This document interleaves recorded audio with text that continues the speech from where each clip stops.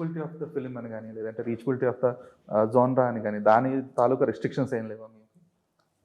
In terms of అంటే నాకు అర్థం కాలేదు. So every film will have own restriction. ఇప్పుడు అమరావతి ఆహ్వానం అనేది ఈ స్పెసిఫిక్ ఆడియన్స్ వరకు వెళ్తుంది, లేదంటే ఇంకొక సినిమా అనేది ఈ స్పెసిఫిక్ జోన్రా ఈ స్పెసిఫిక్ సెట్ వరకు వెళ్తుంది.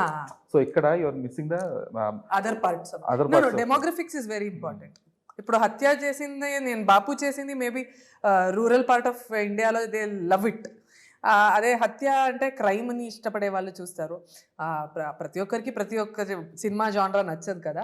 సో వాళ్ళందరికీ నేను చేసేదే అది. ఇప్పుడు హారర్ సినిమా నచ్చిన వాళ్ళకి ఇది చేద్దాంరా, లవ్ స్టోరీ నచ్చిన వాళ్ళకి అది చేద్దాంరా, ఇంకేదో చేద్దామా అన్నట్టు. I don't mind targeting. 100% I'm all up for it.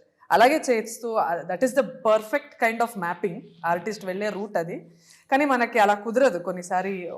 ఇది అయిపోతే ఇంకా నెక్స్ట్ 5 హారర్ సినిమాలు రావచ్చు. బట్ అది మన కంట్రోల్ చేయాలి. సినిమా ఎంతవరకు రీచ్ అయింది అనేది మీ చేతిలో ఉండదు. ఆబ్వియస్లీ చేతిలో ఉండదు. మన ప్రయత్నం మనం చేయాలి. ఒక 4 రీచ్ అయినా హ్యాపీనే. అలా అనుకొని వీ హ్యావ్ టు వదిలేయాలి. ఇంకా మంది కాదు ఈ వర్క్ అంతా చేసి Friday is not in our hands అని వదిలేయాలి. యా.